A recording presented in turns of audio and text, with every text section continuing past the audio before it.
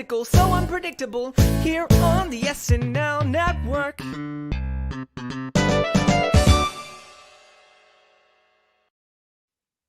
Yes, hello everybody. Welcome to another patron feedback show here on the SNL Network. I am so touched with all the support we've gotten in the last month from our wonderful patrons, and I cannot wait till every Thursday when I get to talk to one of our patrons about Saturday Night Live. And that is exactly what we're going to do today with our patron, Casey Killingsworth. He is one of the first patrons that jumped on board with us, and he has been so excited to talk some SNL. So Casey, how are you? I'm doing great. It's great to be here, ready for some good current SNL talk. I was on one of the super fan takeovers where we did trivia and went in the SNL time machine back in January. So it's good to get the chance to talk about the current show as it's progressing, which if you've read my blog, you know is kind of my specialty right now. Yeah, for sure. I mean, that's always one of those things that I like to point out. I mean, Casey's often in the chat. So if you watch any of our hot take shows or roundtables, you'll often find Casey with his comments throughout the show. He's really great with his opinions on the show. And then he writes a blog every single week with it's a review of each episode, right? Yeah, review of the it's kind of my hot take show since I kind of write it as I'm airing and just edit it together in the wee small hours of the morning. Try to post them as early as possible. So yeah, they're really quick and just what I thought of the show in the moment. Cool. Okay. Well, for any of the listeners who have not heard or read your thoughts on season 47 so far, how are you feeling about the season, Casey? I'm feeling great. I mean, for the most part, they've got good hosts, good musical guests, and I'm really excited that they hired, even though the cast is already real big as it is. I'm pretty excited that they hired some new people, and even if it's very gradually, they're giving these new people and some new writers a chance to shine and leave their mark on the show and give us a chance to see what SNL could transition into by the time it reaches season 50. So yeah, I'm very excited. I feel like the show's heading in a positive direction this year. Yeah, and I also, by the way, I don't want to bury the lead for anybody who is watching on YouTube. Casey, you are fully dressed up, ready to go for this show. Can you tell the listeners what you're wearing? Well, the reason I'm dressed up is because I know you guys are doing a Halloween best Halloween moment superfan takeover, and I didn't get to be a part of it. And I also knew this was the closest podcast you were going to do that I was going to get to be on, and the closest one you were going to live stream to Halloween without going over. So I decided to dress as my crayon there kind of covers up the patches. Okay, but hold on, Casey. I'm gonna remove it for you. Okay, hold on. There you go. Go ahead. So, go ahead. As you can see, I'm dressed as Joel Hodgson, Joel Robinson from Mystery Science Theater 3000, the original from the Comedy Central years. I really like the new Netflix version with Joe, and I went as him a few years ago. But you gotta give props to the OGs, and it's a very tangentially SNL related costume because it used to be SNL stats, all that SNL trivia. Here's a bit of trivia: is that Joel Hodgson, the creator of MST3K, he used to be a guest stand-up performer. Remember when they have those? He used to be a guest stand-up performer. Yeah, in the mid 80s. In season 9, 83, 84, just years before he created MST3K for local Minnesota TV. And yeah, this is my costume, and this is one of two places I'd have to wear it this weekend. So just thought I'd. Where's the other place you have to wear it this weekend? It was just like a local brewery in town I was thinking of going to on Saturday just to, after, COVID, I kind of want to, and, I'm vaccinated, so I kind of want to get out and do something, in my hometown this Halloween. So Okay, why not? Yeah, I found a place. Cool. Okay, well, thank you for dressing up. I'm sorry, I didn't get the memo. I didn't know, Casey, that I had to dress up for this one too. You should have told me. but I'm really glad that you were able to dress up for this one. You look great. And let's talk about season 47 a little bit more. So you said you're happy with what you're seeing. What's been the best part so far about the first 4 episodes for you? I mean, I mean, the best part I'd say is the new cast members and new writers. We've already got one sketch each from Sarah Sherman, Aristotle Atari. We even have 3 new writers, Please Don't Destroy, who are just getting their material on the air. It's a little weird that they're not cast members and they're just getting on in a already crowded cast, but something new, something different. I've seen those guys on Twitter. They're funny. I mean, some people don't like the nepotism, but as long as they bring something new and dynamic to the show, and you got to talk James Austin Johnson if you're going to bring up new people. He's a real dynamite impressionist. He could carry the show just right out of the gate. Like, he hit the ground running. I mean, we talked about this already, but it's not every year that you get to see a new featured player. They hire that year, just come out, open the show in the cold open as the sitting president of the United States. Well, I mean, that's never happened before. That's crazy. I mean, like Casey, you said not every year. It's not every decade we get to see a start from people like this, where we get to see what's happening with JAJ, or we get to see what's happening with, Aristotle getting his own sketch very early on in the season. And then also, with the PDD guys as well. So it seems like they're making a lot of changes, even though that there's a lot of the same people that are there. Like, really the only major changes we've had so far in season 47 from 46 to 47 is that Kate McKinnon has not been there for the first month of the season, and Beck Bennett left the show. So I guess for me, it's like that probably is like one of my biggest surprises, is that we heard of all these changes, but that there were like all these new people they were adding behind the scenes, but they didn't really change much. So the incentive to try new things is what excites me the most, I think.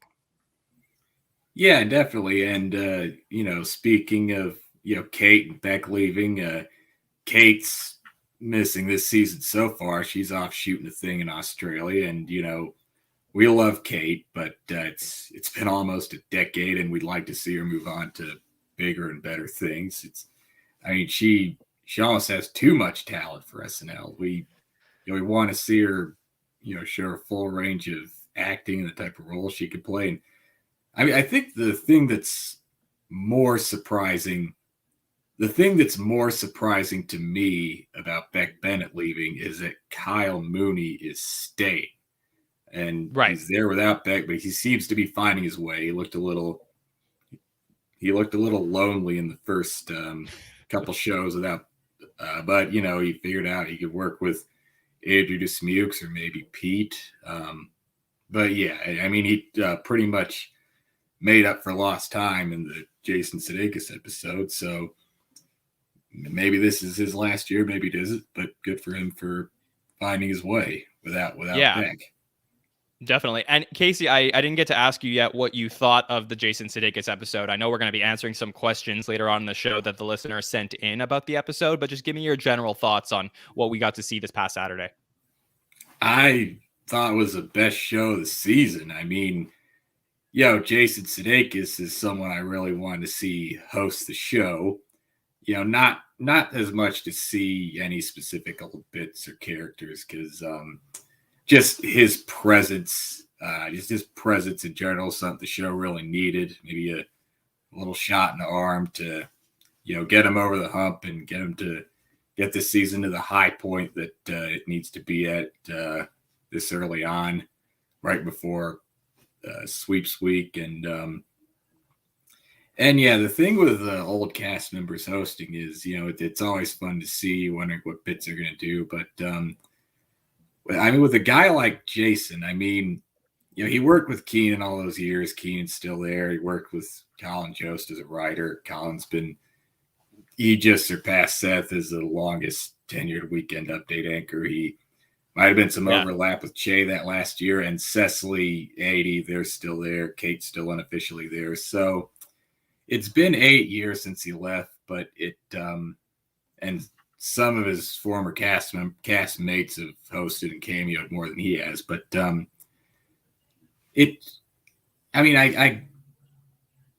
loved his cast as there as before us, but you can't really get too nostalgic for it if you feel like, it was 8 years since he left, but it doesn't feel like the show's too removed from that, since some of his castmates that he overlapped with his last year are still there. So it's more about the performances and him meshing with his cast and kind of sliding into the background and working with them and letting them do their own thing and let them play off him. And the thing I know I said in the chat the other week, and speaking of the chat, thanks for the few of you who are there to make up for my absence. But and I said in the chat last week, the last few times Will Ferrell hosted, it taught me to tamper my expectations for when an old cast member hosts, because they're not always going to do your favorite obscure bits, and they may be so removed from the show that they may get along with the people that work there, but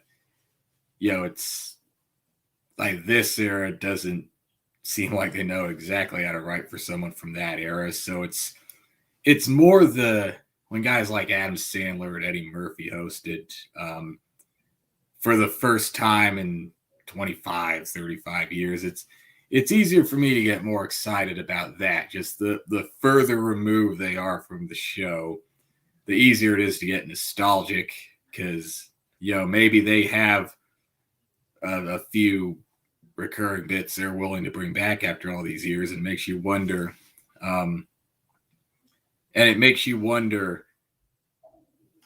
How could they, if they want to do these bits, how could they make them make sense and seem not relevant, but seem like they belong in today's world? We saw that with Eddie. I mean, he did Buckwheat on The Masked Singer, and that didn't come across all his bits didn't come across as too offensive to anyone. And well, here's the big difference, Casey, is like, I do think that there's a level of nostalgia for people like Sandler and with Eddie Murphy that we didn't have for somebody like Sudeikis. I mean, Sudeikis has appeared with this cast multiple times as Biden over the last few years. So it's not like it was like an insane, like, oh my God, Jason Sudeikis is coming back to the show. I mean, the guy has been on the show for cameos multiple times in the last few years with this era.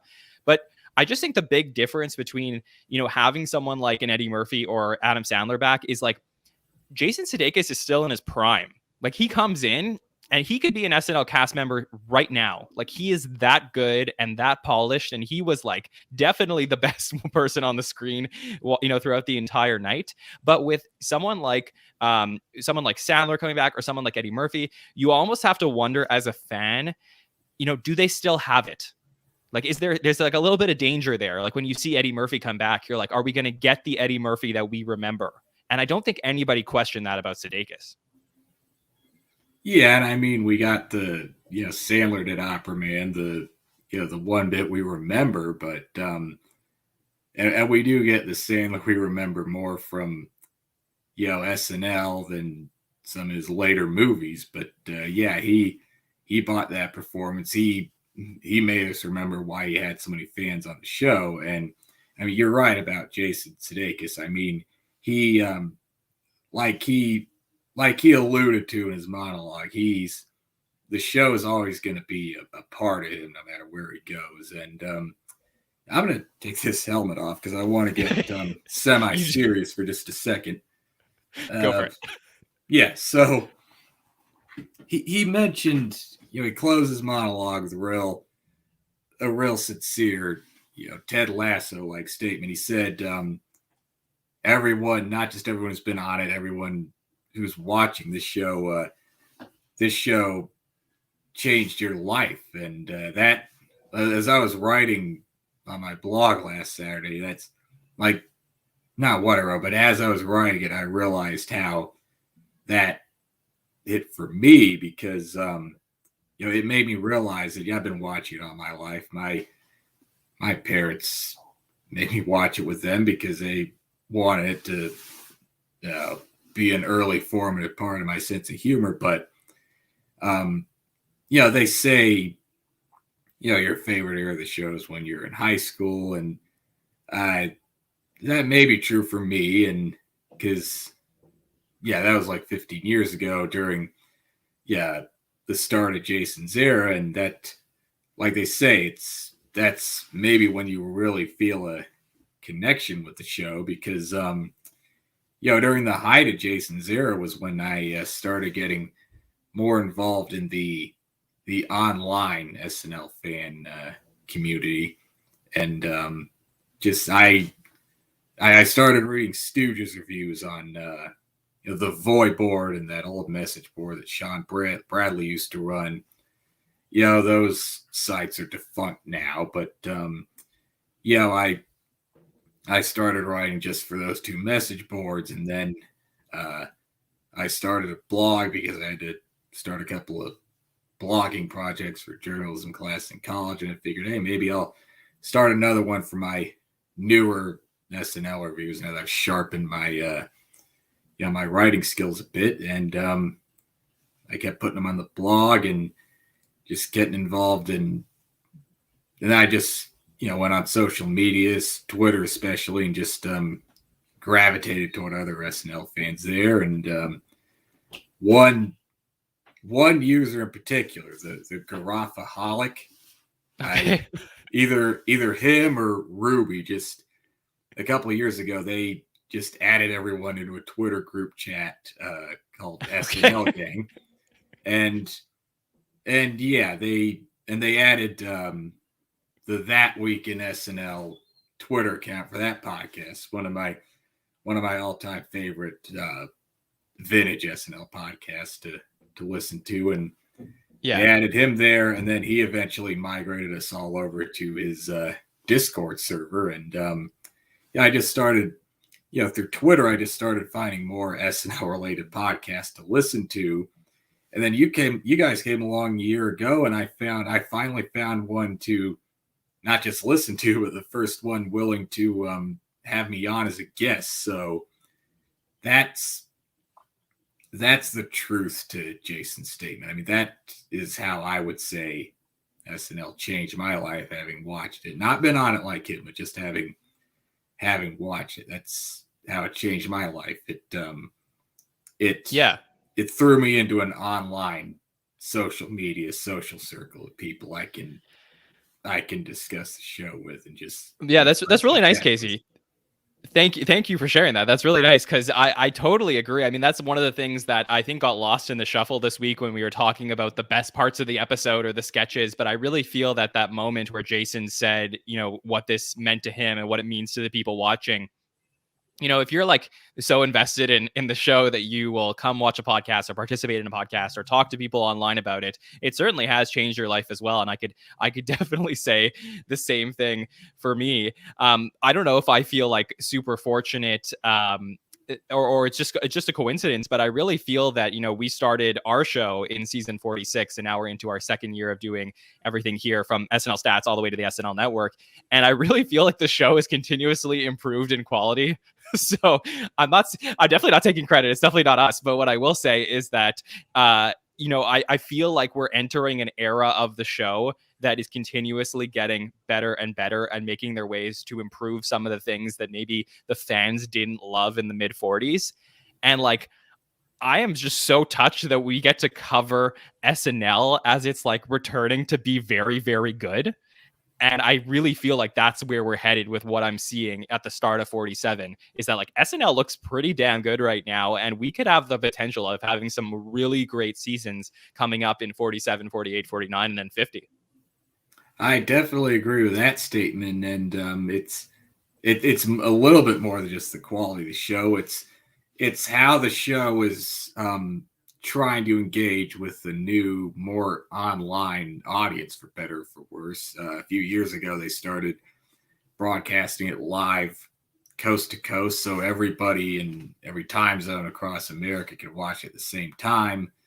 And now they're experimenting with Streaming. live streaming it on Peacock as it airs coast to coast. So even if you don't have cable and just maybe like to watch it on Hulu or just watch some of it on YouTube on Sunday morning, if you want to, even if you don't have cable, you now have a way on a free streaming service to participate in the live aspect of it, unless it's not available in your country, because that's something people say in the comments whenever an SNL sketch is posted anywhere. But they're engaging Right. in a more online audience, maybe live streaming for the better and booking, and maybe for the worst, booking hosts like Elon Musk or Okay, well, let's not do that. or the rumored TikTok dancer who's rumored. And let me just say, people are making way too big of a deal about that, but we can talk about that later on. But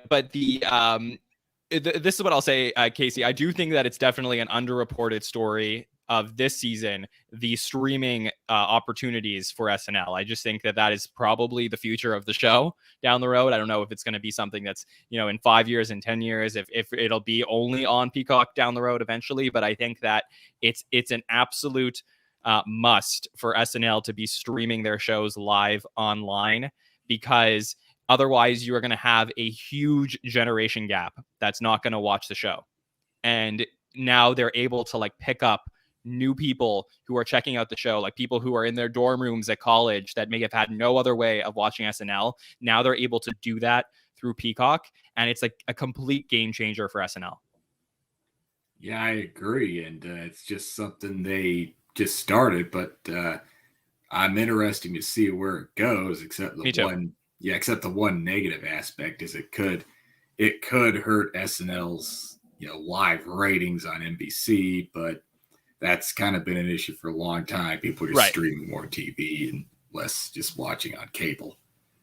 But it's a shrewd move for SNL to engage with a potential new audience this way. Yeah, it's a good move. Okay, Casey, do you want to get into some SNL social media from the week before we answer some feedback questions? Of course. I think I'll put the helmet back on. Okay, put the helmet back on. A little there you go. Sillier, lighter tone with these social media posts. Okay, perfect. Let's do it. All right, let's start with a tweet from Mitt Romney. This is always fun to start with, Casey, where I'm going to read out these tweets. You give me your feedback on what you're thinking. So SNL, went full stan during the Jason Sudeikis week and decided to post some fan cams and do other stuff on Twitter that was really, really fan based for Jason Sudeikis. And we had a tweet from Mitt Romney that came out that said, darn it all to heck. At Jason Sudeikis is hosting NBC SNL tonight. Break a leg, Jason. Ann and I will be watching while splitting a nice cold carton of chocolate milk. This is so great because the relationship between Mitt Romney and Jason Sudeikis is a really good one. So, Casey, your thoughts? Yeah, it's good that he has a sense of humor about his SNL impression, even though people have kind of gotten soured on politics and their sketch comedy lately. It's nice to see, but it's still Mitt Romney. I mean, I remember him running for president almost a decade ago, and he was always kind of, as a politician. He was running against Obama at the height of Obama mania, and everyone loved him. But this does kind of make me think back and realize how, again, a testament to Jason Sudeikis' talent, how he may have been the only comedian sketch performer to make Mitt Romney seem that funny or even that interesting. I remember reading, you guys were talking about previously on the podcast how there was an issue in Jason's last season where no one knew if he was going to come back or not for one last year, and people were wondering if he was happy with the show. He made kind of vague, not demands, just vague statements on what he wanted out of the show. And people were like, does he want to replace Seth on Weekend Update? What is he saying here? And I don't remember that exact interview, but I So do remember. can I just jump in there, Casey? I'll tell you from what we remember just to clarify. So basically, at the time, Andy Samberg and Kristen Wiig had just left the show. It was 2012,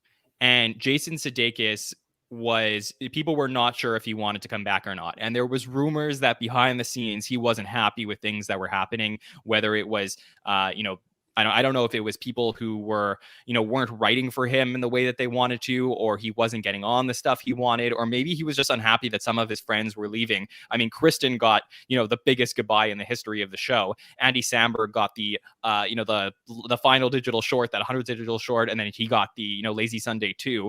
Right. There was like nothing for Jason.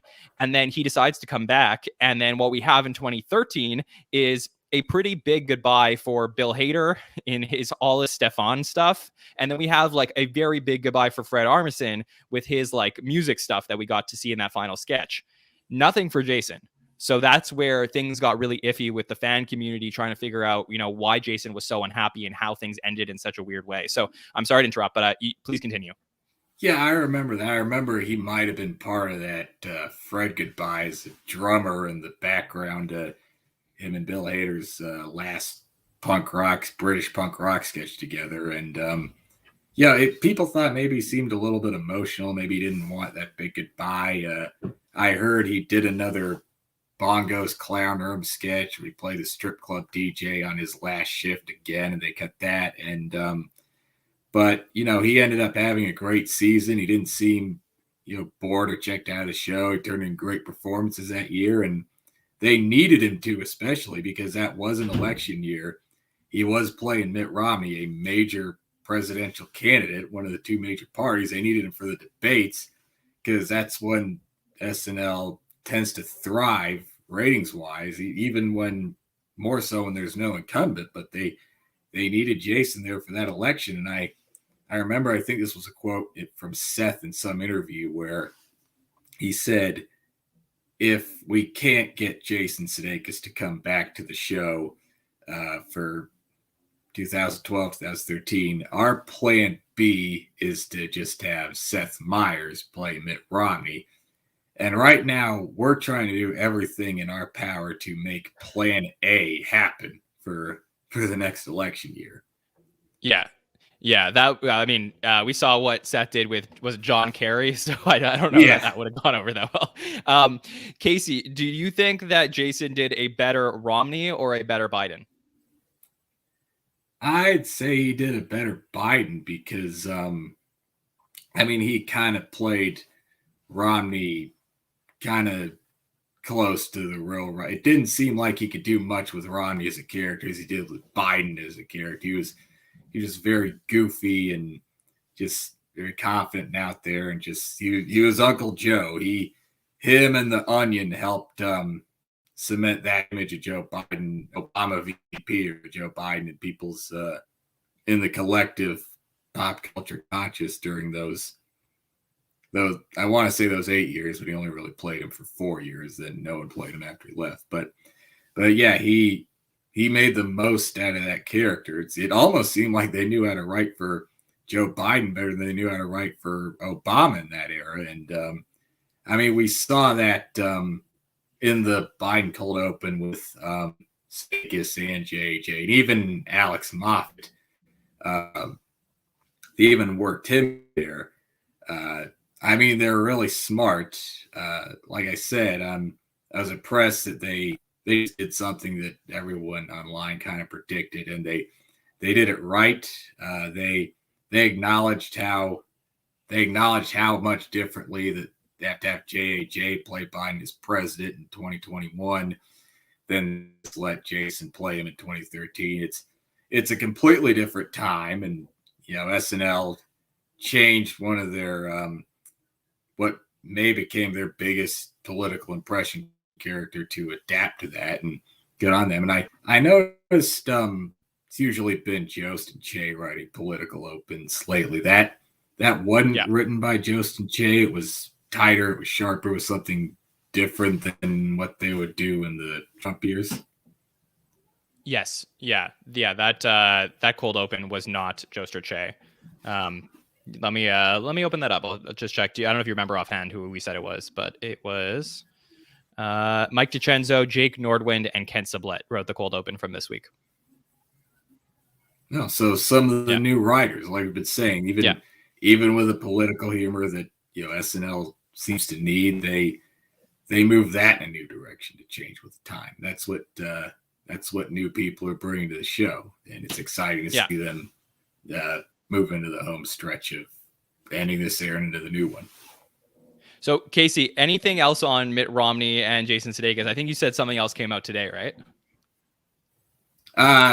People on Twitter were talking. I was just looking on Twitter, and people were saying he dressed as Ted Lasso for Halloween and gave Kristen Sinema a cookie, which people were roasting both of them for that, for political reasons, but it also seemed a little bit try hard. But yeah, all right. That was another. So look out for that. Yeah, for sure. Look out for that if you're on Twitter. Okay, so next up, we had the Melon pre-tape. So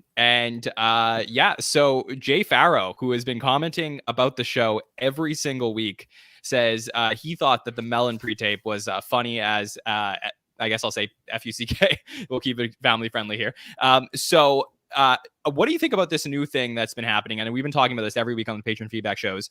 We basically had Jay Farrow and Taran Killam commenting on every single week on SNL social media. Is this weird to you? Because this seems to be a new trend for season 47. I mean, it's not weird. It's nice to see cast members who seem like they're from a different era, even though it was 5 years ago. It seems different. That they just got let go abruptly. It's nice to see them reconnect with the show and see the good in it, even though we heard Taran Killam and Jay Farrow didn't have the best time there. We know a little bit more about Taran being let go than Jay, but it's just he must have tuned in because one of his little castmates was hosting that he really liked working with, and it's pleasant to see old cast members who maybe had a fraught history with the show gravitate back to it and praise the people came after him. Well, I'm happy to see it, but here, let me bring this one up for you, Casey. So here's a picture that SNL posted. This is backstage with Fred Armisen, Jason Sudeikis, and Kenan Thompson. This is after the What Up With That, and they're all dressed up as Giuseppe Vance and DeAndre Cole. And we have on Instagram, Jay Farrow says, "Man, I miss you guys." So look, I'm so happy that Jay and Taran are commenting and back in social media. Maybe they've moved on and they're happy to get back involved with the show. Just when I see something like this, I think to myself, I'm like, Jay Farrow really wants to host SNL. Like that's my thought. I wouldn't mind seeing him host. Maybe, I mean, they used him for a lot of impressions. I don't want to say they pigeonholed him, but maybe hosting would give him a chance to show a broader range of his talents. Let him do more original characters. Maybe he didn't want to get on the show. So yeah, it must have been, the cast from his era that he missed working with. Yeah. I mean, also, like, if they ever have a reason to, like, let me give you an example, Casey. Like, they could have totally, with the context of this cold open, brought in, a 2013 Obama into this cold open. And they could have had Jay Farrow there to do this cold open as well, because I know it would be like, that would be really shocking. Like nobody would have expected it. But just as 2K13 Biden showed up in our cold open this week, we could have gotten 2K13 Obama if Jay Farrow is in good standing with the show.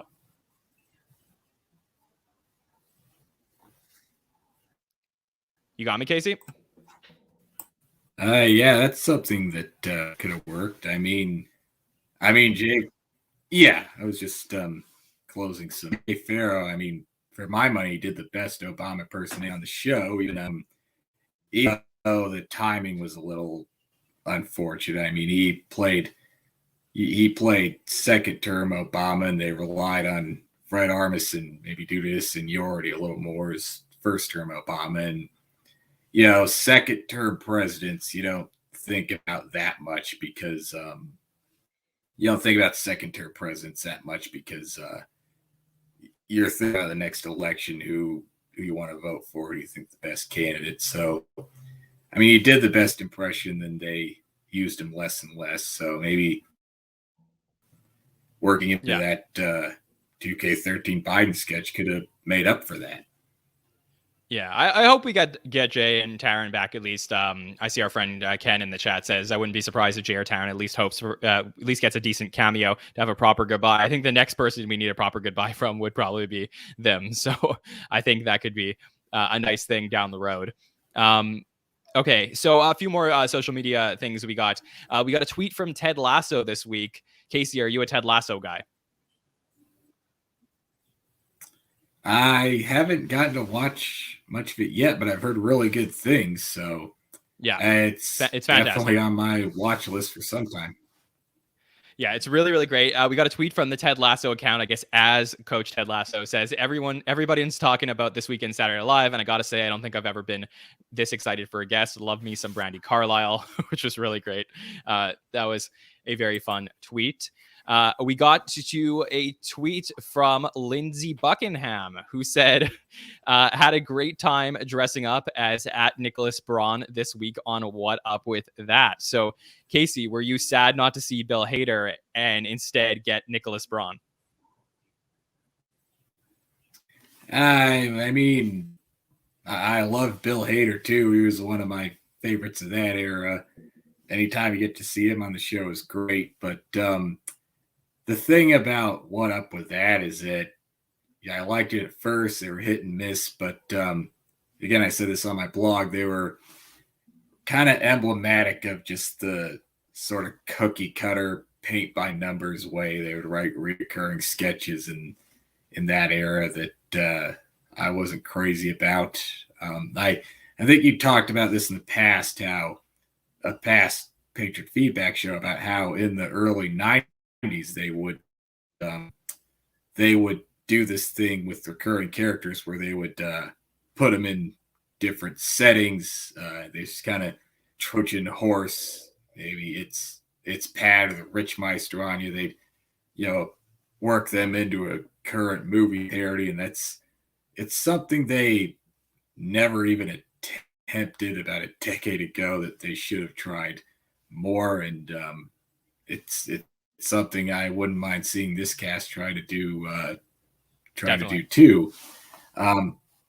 But it was, I think the funniest parts of What Up With That, besides Jason dancing and all the background craziness, is seeing who the random guest celebrities they get who just show up with nothing to say. And I'd be curious to see if they couldn't get Bill Hader, who would they get to fill that Lindsey Buckingham void. And as strange as it is that they got a different Succession cast member than the one they said was going to be hosting in 2 weeks. Yeah, it was a fun way to get someone on just to dance around the fact that Bill Hader was unavailable that week, and that was a fun thing to see. And it was just fun to see Lindsey Buckingham play along with that. For sure. We had at Nicholas Braun on Twitter say, "You nailed this!" ! I almost felt like I was there! At L Buckingham. So a lot of fun that those two had on Twitter. We also had this article from Page 6 basically say that SNL producers are scrambling to replace Ed Sheeran amid COVID-19. So we still don't have word on who the musical guest is going to be, but we did have a tweet from at Eric Slick Music, which Sarah Squirm retweeted and said, "Let Sarah Squirm do it. Full-on psychedelic hell trap nightmare musical set with a bunch of really buff saxophonists deadlifting the world's largest hoagie."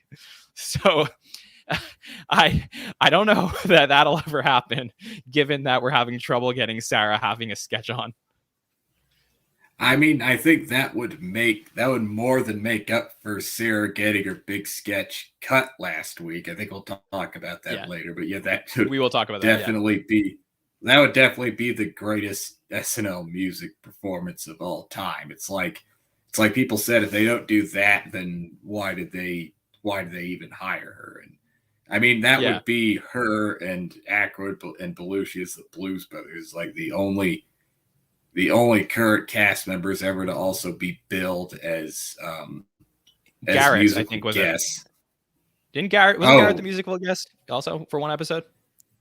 Oh yeah, I had heard, it's been years since I've seen this, but I heard when Walter Matthau hosted in season 4, he requested Garrett, show off his opera chops and sing a song, because he was a classy guy, and I thought, didn't Jane Curtin say recently he was one of the worst hosts that they worked with because he seemed to think he was above the show? Yeah, I don't know. I don't know. I'm not sure.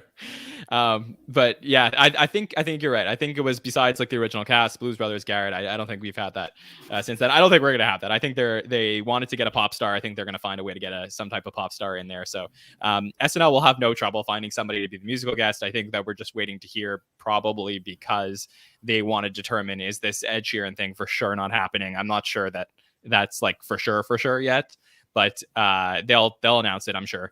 Coming up over the next few days, we'll get word on that. Casey, anything else from social media that you wanted to bring up? I mean, there was one thing I saw about maybe next week's show, but I think we can get to that later.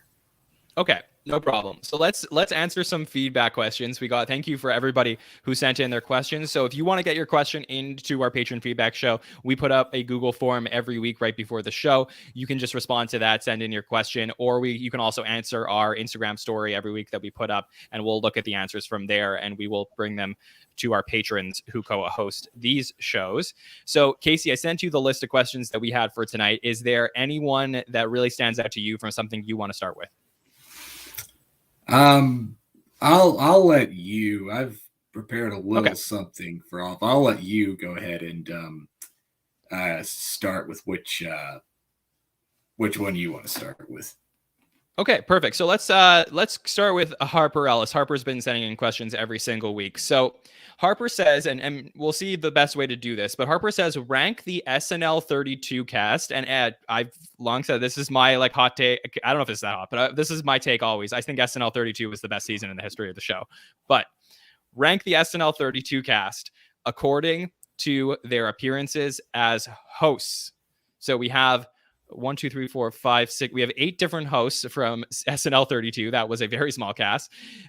We have Fred Armisen, Bill Hader's hosted twice, Seth Meyers, Amy Poehler's hosted twice, Maya Rudolph's hosted twice, Andy Samberg, Jason Sudeikis, and Kristen Wiig has hosted 4 times. So I guess the only people we're missing from that list is Keenan, who is still a cast member, Will Forte, and Daryl, who's obviously the announcer now. So from that list of 8, Casey, who's near the top for you from their hosting appearances? Well, I gave this a lot of thought in preparation for the show, since you sent me these questions in advance. And yeah, give it to us. Go for it. Yeah, I mean, recency bias aside, I would have to rank Jason Sudeikis at the top and Seth Meyers just below him.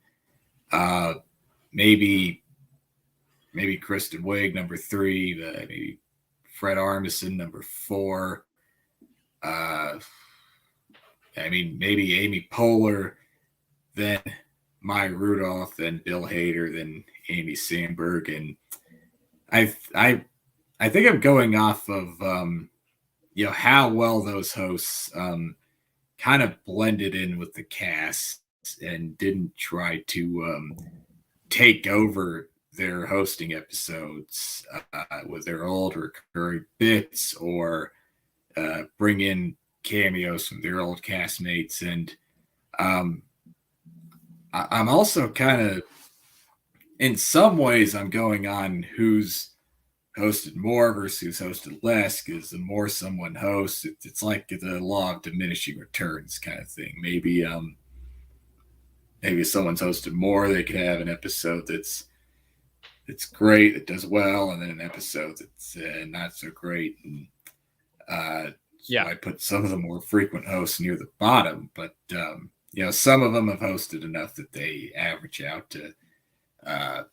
have a solid run of episodes. So that's how Yeah. I rank the season 32 cast as hosts. Yeah, I feel like Jason, I mean, again, I know you said not recency bias, but Jason definitely hasn't been near the top of the list. I mean, this is a really hard question to answer in terms of like figuring out exactly what the order is 1 to 8. I think Fred Armisen had an amazing hosting appearances. I know that there was that farewell Mr. Bunting sketch, which is like has to be one of the top like sketches of all time. So yeah, that put his episode over the top for me. Yeah, for sure. So I feel like Fred has to be near the top. Jason has to be near the top. I know Bill Hader's, I think his first hosting appearance that he came back for, I think was very, very good. I haven't watched that one in a while. Probably better than his second. Seth Meyers' episode, I didn't love. Amy Poehler, her first hosting appearance, I think I really enjoyed. The one that she did with Tina was just okay for me. Yeah, I know some people disagree with that. Again, some of these I have to rewatch. Same thing with Maya. I mean, Maya had some good sketches. I really loved the Mayaing that we got to see last season, but Maya's first hosting appearance, I think I really enjoyed. I think that was in 2012. And then I guess the other one, Kristen Wiig's had a bunch. I don't know that we can count the at home one, even though she officially hosted once during the at home, those 3 episodes. And so she's had some good hosting appearances, and Andy Samberg for me was just a really fun episode, but I don't know that it was great in terms of like overall quality. So I think we kind of nailed it that I think Fred and Jason's have to be at the top. And you agree with that? Yeah, I definitely agree with that. Yeah. I'm looking in the chat now. I see like a lot of Fred, Jason's at the top. Some people have Bill at the top too. A lot of Kristen's at the bottom. I guess I think you made the perfect point, Casey, that when you host a certain amount of times, you get to like you end up averaging out, so you can't that one hosting appearance. I'm sure that if we go back into Kristen's 4 episodes, one of those episodes is going to be really good, but like you'd have to think about it more. So it's a very interesting question, but it goes to show you how strong that 32 cast was, that they've pretty much like all been involved in the show since then. It's just insane. Yeah, it's just like they've said, when you may leave the show, but it never leaves you. So they always have a home. They can just cameo whenever they want, and they'll know a segment of the audience will be happy to see him. Yeah. Okay. This next one is from the Big Chalk. I'm not used to chalk this big. Okay. From the Big Chalk says, is Sudeikis a top 10 cast member? Your opinion, Casey? Oh, definitely in the top 10. I don't know where in the top 10, but I think it was it might have been Monday you guys were talking about, is Jason Sudeikis the Phil Hartman of this era? I think I don't think he alone would be the Phil Hartman of his era. I'd say if you combine what Bill Hader brought to his era with what Jason brought to his era, because Hartman was known for both being the master of impressions at voice, being the glue who can do big characters that are the focus of one sketch and just background dad roles and things like that. So he could do it all. And Sudeikis wasn't as known for his impressions as Bill Hader was, but they're both known for being the utility man that close to what Hartman was in his era. They could play their big, loud, wacky characters and just kind of slip in the background in a dad role or waiter where they could do anything. And yes, Sudeikis did have a little bit more of that chameleon-like quality to him. I mean, I'd compare him to, maybe he's more the Bill Murray of his cast, because both of those guys, they weren't as known for any big characters or big impressions they did on the show. If you had to nail one thing down, they did. I mean, they went on to big movie careers that people may know more. Like maybe more people know Bill Murray from like Ghostbusters or Caddyshack or his movies than SNL, and maybe more people know Jason from something like We're the Millers or now Ted Lasso than from SNL. So yeah, they were kind of the actors of SNL. They were, known for their characters' impressions as much for just being themselves and being able to work that quality into whatever they did. Just kind of your everyday, lovable, Midwestern smartass, those types of guys. Yeah, I think look, just based on the eye test, I think that Jason is probably somewhere between 8 and 15 for me. So I don't know that he's for sure cracked the top 10. That's just based on watching him. I think he is definitely, in terms of this is what I'll say, when sometimes you watch a sports game and you see someone's athletic ability and you look at it and you're like, okay, this guy has the ability to be the best person in the league. I think Jason has top 5, top 10 ability. He just doesn't always use it. So it's hard to look at his SNL career and say he's a top 10 SNL cast member for sure. This episode shows you that he has the ability to be a top 10 cast member. But I'm also looking at the top 10, let's say, or top 15 people who've been in the most sketches in the history of the show. And I know that you can't, there's a longevity factor here. Dana Carvey is 23rd on the list. Dan Aykroyd's 31st on the list. These are people who were, could have been on the show even longer, but maybe Dana Carvey's a bad example, but I'm saying Dan Aykroyd was only on the show for 4 years and, came back to host once and made some cameos. So obviously his sketch numbers are not going to be as high as they should be. But just looking at this list, Jason Sudeikis is 14th on the list in terms of sketches in the history of the show. I mean, that's pretty significant. There are people ahead of him who I would say are not better cast members, in my opinion, just overall in terms of their SNL careers. Kevin Nealon's ahead of him. I don't know that I would put him above Jason. Beck Bennett's ahead of him. I don't know that I would put him above Jason. Bobby Moynihan is ahead of him. That's an interesting comparison. The two very different people. So there are a few people that are ahead of him. And I think that just looking at the numbers and looking at the eye test, I would say that Jason belongs somewhere between 8 and 15. It's hard to do this on the spot, but I think that's the best guess I can give. Yeah. And, my big takeaway from this discussion right now is that you don't need to be able to play big flashy characters. You don't need to be known for any specific characters or brushes. You don't even need to be known for Weekend Update to be a top 10 or even a top 5 cast member on SNL. I mean, you can just play those, backup utility roles and still, show your talent that you have to be in the all-time pantheon of SNL. It's just acting and playing off your castmates is the cornerstone, the foundation of it. Okay. Casey, Justin Reeves asks, is Heidi Gardner starting to take over the show? She has been in a lot more this season. What do you think of that? I mean, that's a question that I've been kind of seeing people ask for the past 4 years, ever since she started. She's another person who, hit the ground running with all these new characters on Weekend Update and sketches. And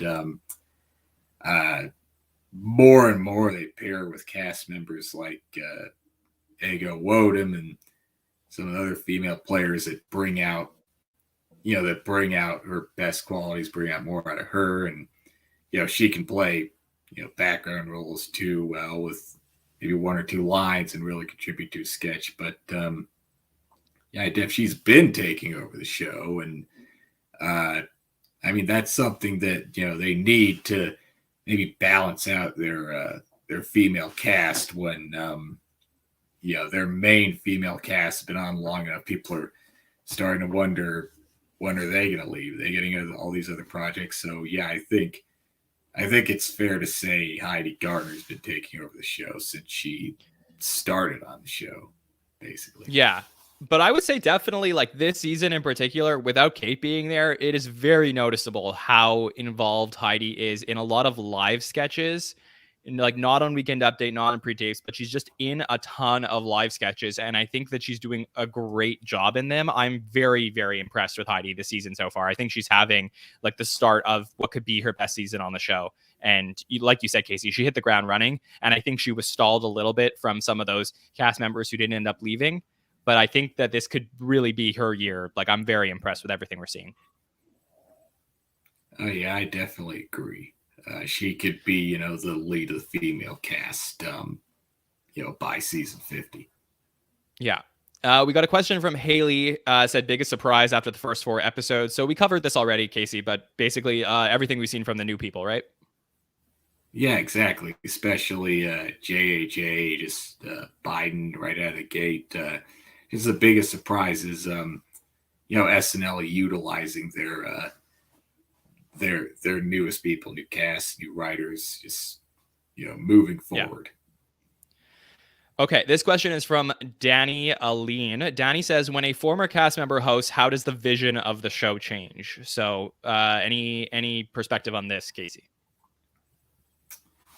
I mean, the vision of the show, it's always going to be different no matter who the host is. Former cast members or not, some hosts are there because they love the show, they've been a fan, and they want to be part of its history, work with the cast. Some are just there to, plug their new thing, or just some are just there for blatant self-promotion or ratings. But I get that may be more a question to ask, the cast themselves or the writers, because or the ultimately they're the ones deciding what gets on the show. And, different cast members want to do different levels of nostalgia and recurring bits and bring other different cast members with them. I guess in the audience, in a way, the hardcore fans who are going to watch every week, the diehards, they come up with what their own vision for the show should be. And sometimes it matches that fan vision. Sometimes it doesn't. And some people were left a little bit disappointed by what they did see versus what they didn't see. I guess ultimately the vision for the show is just your vision and what you want it to be. And SNL may not always match that vision no matter who's the host. Yeah, but it just seems like when Jason came back, like everything just aligned itself. So I think you're right, Casey. I think it is a question for the cast to see how different things are when alumni comes back. But I just think that these are the shows that not only the fans get the most excited for, but also the cast members, because they feel like they have somebody who just totally gets what they're going through every single week. And, if they're coming back to host and they were a former cast member, they must have been really, really good at what they've done. So I think that they're thrilled to have these former cast members come back. Okay, here's a couple other questions. So this is one's from Haley McLaughlin, says, was anyone else hoping for an Andy Samberg as Nicolas Cage cameo in the Constitution sketch? Were you thinking about that at all, Casey? That's exactly what I was expecting, because wasn't that exactly one of the plots of his movies, National Treasure? And Samberg as Nicolas Cage is right, probably my favorite Weekend Update bit he did. And we already got one former cast member. It's that's again a vision for the show, and someone from the old cast hosts. Some people expect that entire old cast to show up, and it feels like they're setting you up for old cast. But yeah, I was definitely expecting that. I wasn't a fan of the random tacked on 80 and Aristotle ending. As much as I like seeing both of them, that ending didn't work. But I was glad to see that Andrew Dismukes got his own big sketch lead role. True. After last year, very late in the season, his big breakout solo thing was the Weekend Update commentary talking about the Disney movie Break, which until then maybe only he remembered. So, I wanted to see. I was going to say, like, the other one was Picture with Dad that we got to see in the Anya Taylor-Joy. Oh, is that right? Yeah, that was the huge thing for Dismukes at the end of the season. So, Yeah, I mean, hoping for much more from him this season as well. Casey, I got a question from Sakay here. Says, will Nicholas Braun cameo in the Kieran Culkin episode? So would you like to see back-to-back cameos from Nicholas Braun? I mean, that'd be all right. Again, it would feel really weird since he was just on the last live show. And I mean, I think the only other time I can remember them doing that is the first time that Chris Rock hosted at 96. And then Dana Carvey was the host the week before him, and he just kind of hung around to help out, I guess. So it'd be interesting to see, because that's not something that often happens on SNL. And who knows? Maybe if he's available, Kieran Culkin might like having him to play off of, even if it's a monologue or one other thing. Maybe they'll want to do that as like fan service for people who watch Succession regularly. Maybe the Succession stands would like that, but it's not something I'm expecting. But I wouldn't mind seeing it. It could be fun, because we've seen Nicholas Braun seems game for anything on SNL, and having a castmate is there that would lead to a fun moment. Yeah, well, it will be interesting to see. Yeah, Monette says in the chat, what about the dog park sketch from Dismukes as well? That was also a good one. But then also Macaulay Culkin cameo could potentially be possible. So I don't know. I think we're definitely going to get some archive footage in the monologue. I think that's like a definite that's going to happen. But will we get a Macaulay Culkin cameo? I don't know. So that will be interesting to see. Okay. And sorry, go ahead, Casey. Yeah. Since we're kind of talking about what people might want to see from the Kieran Culkin show, sure. I believe I sent you a tweet or a screenshot of a couple tweets from our friend who goes by Bill Brasky 2620 on Twitter. And I was wondering, did you have that screenshot handy? Because he said we could read these. All right, let me get that for 1 second. I'll get that handy for you guys. So this is from Bill Brasky 2620 on Twitter, tweeted out something. So let me just get that for you. While I pull that up, tell me just overall thoughts. You excited for Kieran Culkin to come in?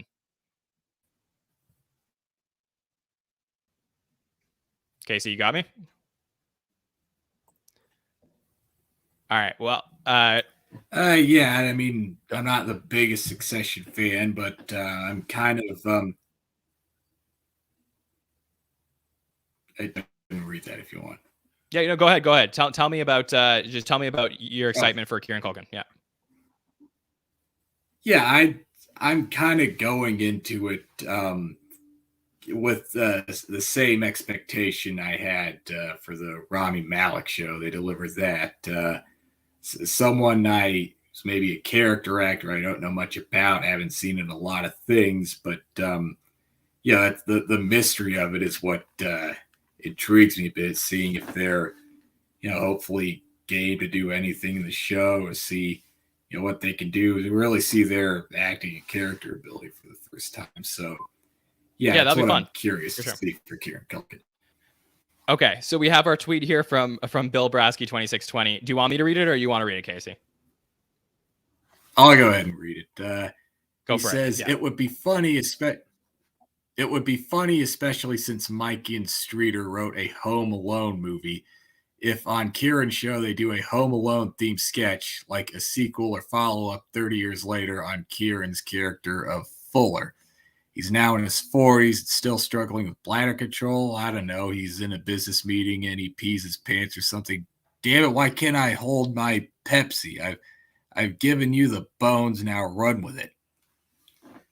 So that's something one fan's hoping to see from a Kieran Culkin hosted episode. Yeah, I'm excited about it. I think it'll be fun. I can't wait to get that November lineup. I have a question here from Frank that says, pick other November hosts. Do you have anybody else you think you want to see in November? Not the top of my head, but something else, Bill Brasky brought up in our group chat is that people seem to have their heart set on having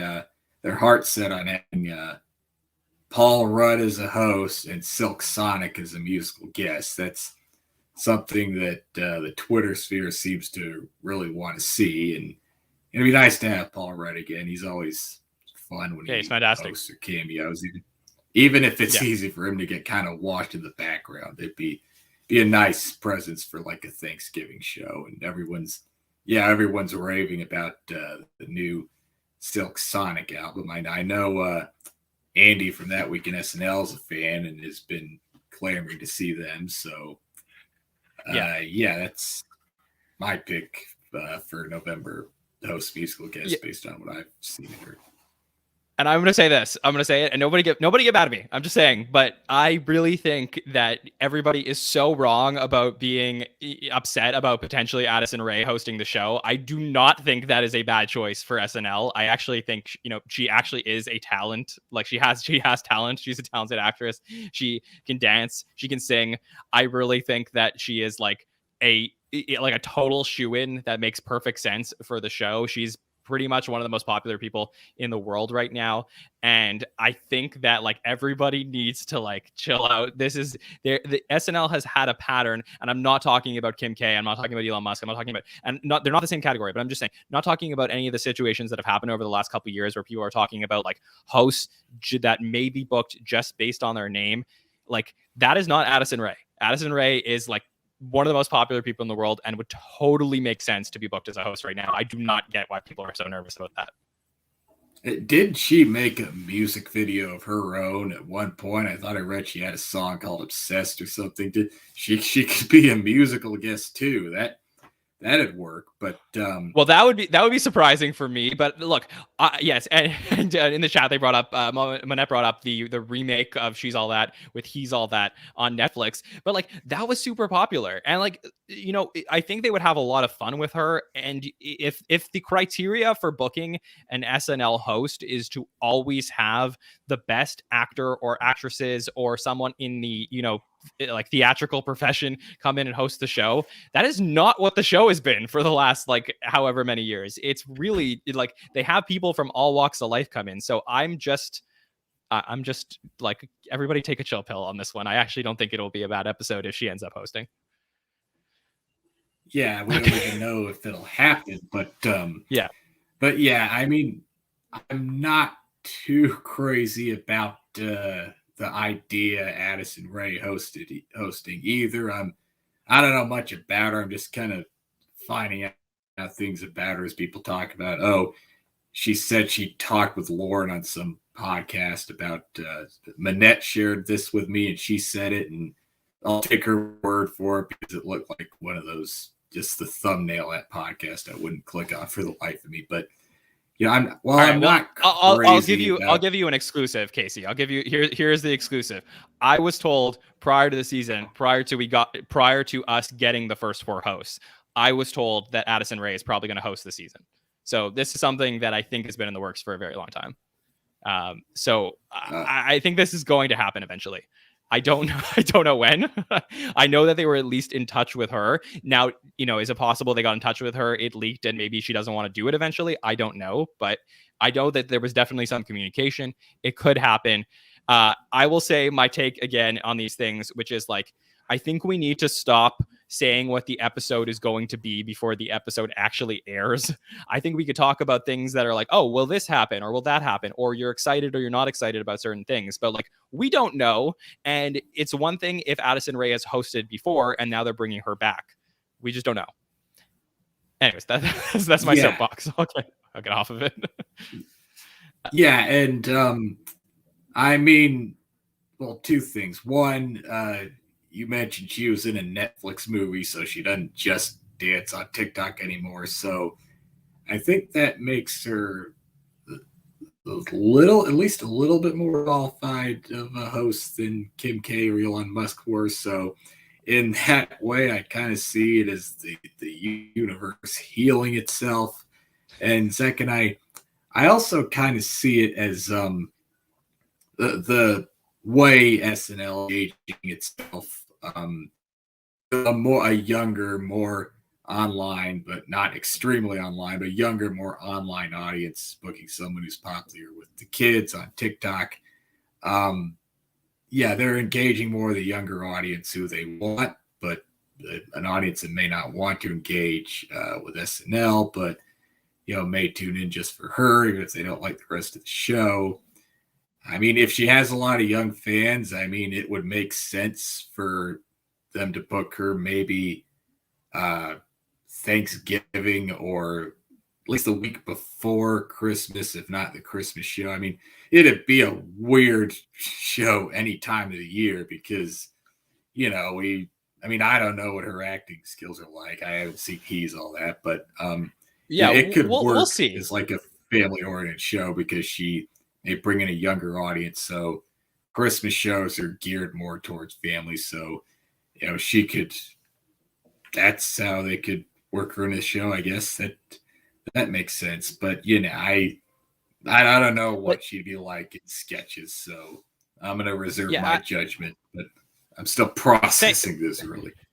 No, thank you. That's what I'm saying. Yeah, like let's reserve our judgment until we see her in sketches if she ends up hosting the show. And I just think that like in 20 years from now, when we're on season 67, and you go back and you look at who hosted the show in 2021, 2022, Addison Rae being one of the most popular people in the world now, it just makes sense. Like if you go back and you look at seasons in the past, like they tell you about what was happening in the world at the time. So it may not always be a good thing, but that's just what it is.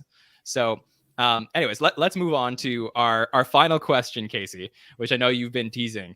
So this is from our friend Jeremy Boulard, who sends in and says, what's the deal with Sarah's sketch being cut? So Casey, do you want to tell me what you have heard? And I will try and clarify from what I have heard as well. Well, without getting into the context of the sketch, I did my research on this. I listened to the episode of the Standby Line podcast hosted by Jill and Amanda, who, by the way, do great work getting us, you and them do great work getting us inside info on, what the show's been keeping from the non-live, non-in-studio audience just watching on TV. And so great job. And you, Jill and Amanda, you do great work. But from what I heard, it's that sketch got cut for time, kind of for time, but partly because you said the dress rehearsal audience didn't really go for it. They seemed like it might have been a little too much for them, and they were just too stunned to respond to it. But also literally for time because the show was running over, so they just had to leave the rest of the sketch and go into the good nights. But my theory, if you even vaguely knew Sarah Sherman as Sarah Squirm prior to her being on SNL, you know her for a lot of intense blood and gore here, but like psychedelic hell trip, like the guy she retweeted said. So it seemed like a very prop heavy sketch. They'd have to rig up a lot of blood and fake intestines. So my theory, I heard like the director and the cue card guy, the cameraman, just didn't know what to do, so they just were like, "Well, we got to move on." And I know that was for time, but maybe like a crucial blood and gore prop was missing, so they just had to bail on that sketch at the last minute. And maybe it was a combination of all three of those things. But I'm really curious to hear what inside info you might have on that. Okay, so this is what I was told, because this is something that happens on the show very frequently, is that there are many reasons why sketches get cut in dress rehearsal. Number one could be time. It just may not fit into the show, the logistics. It may not work in the way that they wanted it to once they actually do it in front of the audience. And, for whatever reason, they decide to cut the sketch. We get info every week that we get to share with the patrons about which sketches get cut. Maybe that. But what I was told specifically about this sketch was that I'll try and be as forthcoming as possible, but I had some communication with people at the show, and I was told that the audience reaction had a lot to do with why they didn't move this sketch forward than anything else. So it is possible that also because of the logistics of the sketch, it ended up going long and then they were like, forget it. But I was told that the producers were out on this sketch the second they saw how appalled the audience was with what they were seeing. Now, does this mean that everyone in the audience hated it? I don't know. I don't know if the producers are watching a certain section of the audience or just, maybe some people didn't even realize how other people were feeling about it. But to me, this stood out as something fairly unique because I don't usually get texts like that. I don't usually get told that the audience or full on hates something. Hate is a strong word, but was appalled by something, I guess. And I was very surprised to hear this, considering this is probably Sarah's first sketch that she would have a lead role in season 47. And the fact that it would get cut abruptly, potentially because of the audience, was something that was noteworthy. So again, I'm trying to be as forthcoming as possible, but I do think we are missing a piece here and there about what exactly happened. Yeah, and I think logistics is really the key phrase here when you're talking anything that has to do with Sarah Sherman and her sketches. But maybe this is kind of a crucial, maybe learning reflection point to Sarah Sherman and how she wants to move forward, work with the writers and the hosts. Maybe she thinks, well, I just got to keep pitching this sketch until it finds the right audience. It does well enough to get on the air. Maybe she knows the work, or maybe she'll want to think about how much Sarah Squirm does Sarah Sherman want to show a more mainstream audience like SNL has. Like, how much does she want to, dial it back or just alter her sense of humor for the show before she decides, maybe she, wants to leave the show and maybe take the exposure she had and do something else. Maybe this will be the moment where she decides whether or not she wants to go down a Noelle Wells type path. You remember her from season 39? Yeah. I just think it's too early, Casey. I think it's too early to know. I don't think this is a great start for what we're going to see. But look, for all we know, this is just a blip in the radar in terms of like a long career that she's going to have at SNL. I think that like as fans, we're always going to have questions about what happened with this sketch, and then when somebody, one of the great journalists that gets to cover the show, gets to speak with her, or we can have her one day maybe on the podcast, we'll ask her about exactly what happened with this sketch in dress rehearsal, because she may know more and may have been told stuff from the producers about why they cut this versus us. I just thought it was noteworthy and very like odd that we got to hear this. And then obviously she wasn't in the Jason episode at all, and I'm sure there was stuff in dress that she was in, but just like those two things back to back have to be a little bit of a hit for a new cast member coming in. Yeah, I'd imagine so. And maybe some people are tuning in to hear us talk about this. And if you want to hear what the sketch was or a description of it, again, search for the SNL I'll tell. Yeah, I'll tell the listeners. So basically, it was a sketch called Surgery. Yeah, it was just called Surgery, and it was just like there was a lot of blood and stuff and guts, and then she was like waking up. She was getting operated on, and she was getting up, and she was eating during surgery, and it was like supposed to be a gross out sketch.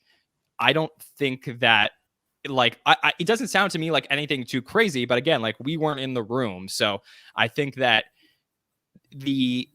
what some people in the chat said, which I found interesting, is that like it goes to show you how much sometimes the producers value the reaction of the dress rehearsal audience in terms of what they decide to put on the show during the live show. And you even saw it this week when you saw Jason make that like crazy improv turn when Melissa Villaseñor mispronounced Lonnie during the dress rehearsal version of the science sketch that we got to see. that one was put on air because that was a better version and a very funny, improv bit by Jason in that sketch. And the audience in dress rehearsal clearly ate it up. So for me, it was like that stuff has a major factor on what gets through from, rehearsals to the official dress rehearsal all the way to the live show. And this is a great example of showing how much input the audience can have on how the show ends up looking at 11:30 on a Saturday. I agree. I think that's part of the process. They write way more material than we'll ever get to see, and just gotta run through it for a live audience to see what'll go well on TV and what won't. And maybe some say they could change that process a bit, but it's been working for them for 47 years. They're a well-oiled machine. I'm sure they don't see any reason to change anything that crucial to how the show plays live to an audience that this late in the show's run. So sometimes something has to find the right audience. Sometimes it's better that things don't find an audience. I mean, that's why Seth Meyers did a thing on his show called Second Chance Theater that Jason Sudeikis, Will Forte, those cast members do their favorite dress sketches that just bombed, and he used them a second chance to do it for a live audience. They made the whole show about it. So yeah, that's what doing live TV is all about. Definitely. I just know that we, as fans of the show, are going to be clamoring to have seen the footage from this sketch for a very long time. I don't think we're going to get it. I think this has been, I don't think we're going to get this at all. As Sarah would say, that thing's going right in the trash. So I don't think we're going to get to see it. I think it's done with. I just think that the interesting part here is that, some other people who may have spoken to, I don't know who they spoke to, what other sources were there, may have said that this sketch was cut for time. I don't think it was. I think that may have been a factor. I don't think that was the factor in the reason that this sketch didn't make it to air. So say what you will about it, but this is a fascinating case study for the start of somebody's SNL career. Yeah, I agree. And especially a case study for as unique a performer, unique a hire as Sarah Sherman, and just a unique point in her career where we'll see what SNL does for her. Is she a one and done and going to use that recognition to go somewhere else, or will she maybe she'll go the Amy Poehler route where she started out on the Upright Citizens Brigade show on Comedy Central pre-SNL, and she did a lot of crazy out there stuff on that show. Then she got on SNL and kind of settled into a more crowd-pleasing, mainstream, middle-of-the-road type thing. Just kind of changed and matured and became a more mainstream star. So will she stay true to her ideals, or will she just use this opportunity to grow and try different things and figure out what she really wants to do and really wants to make a career out of?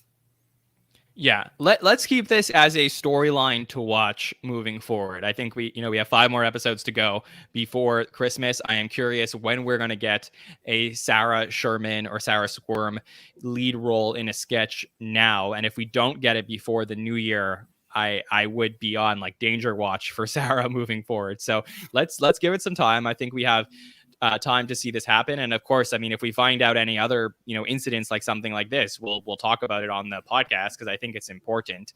I don't want to make too much of a big deal of this. For all we know, Sarah's over it and she's perfectly happy, and she's happy that she's on SNL and she ends up doing some great stuff for the rest of the year. All I can say was it seemed like it was a little bit of a big deal about a week ago, and I'm glad we're at least talking about it. Yeah, and you just played a soundbite from her first co-lead sketch with Andrew Dismukes even at the end of her first show. She got to be the focus of something, even if it is a blood and gut. She got one lead role. So, for any new featured player, that's still that's not exactly JAJ, but that's that's still a good showing. She's, impressed some people at the show, make the right decisions. So she's seems to be on a good trajectory right now, and we're all pulling for you, Sarah. Just keep doing what you're doing, and you'll find your audience.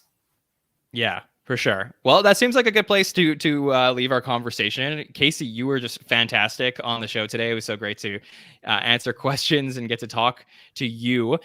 Before we get to hear, where people can reach out to you, let me just tell our audience. So if you would like to participate in a patron feedback show and join us, sign up to be a patron, patreon.com/the SNL Network. It's one of the great benefits we have of being a patron. You can co-host podcasts with us. You can call into our shows that we have with SNL alumni, and we're going to have some of those throughout the season. And then we also have behind the scenes info every single week on SNL episodes. We release those rundown sheets and sketches and who wrote what all in our private Facebook group that Casey is now a moderator of. So I'm really happy to have you helping out with the patron community, Casey. I really appreciate that. Yeah, take it from me. It's the best, $5 a month you'll ever spend, or it's the best Patreon feed you'll ever join if you're a fan of sketch comedy. And I'm actually surprised no one has really taken the opportunity to call in and be a part of a live show. I mean, you provide that link to patrons, and I haven't seen anyone do it yet. Maybe we're just starting up. Maybe people are a little shy. Yeah, maybe people are a little shy. Could be the timing, but I'm sure. Yeah, all our patrons are always invited to call into our patron feedback shows as well. So you guys can call in if you're listening and you're a patron. You're welcome to call in anytime we do one of these shows with the patrons. You can call in and ask questions, no problem as well. For our next show, that's going to be coming up next week. Obviously, there's no SNL this weekend, so no hot take show on Saturday. But on Monday night, we will be in our regular roundtable spot with 4 of our super fans. We'll be talking about the best Halloween SNL sketches of all time. They'll talk about the different categories of Halloween SNL sketches and go through their favorites throughout the year. And then we're trying to get something special next Thursday in this spot. So stay tuned to our social media for that if we're able to put something together. So TBD, a little tease on that. And then we'll be back with the Kieran Culkin coverage that following week. Casey, where can people reach out to you? You can reach out to me on Twitter at Killingsworth27. That's like I said, that's the biggest social media platform I'm on. Maybe you could find me on Instagram at KCK27. Send me a DM there. I probably the only way I'll see it because I'm not a huge Instagram guy. But follow me on Twitter, Killingsworth27.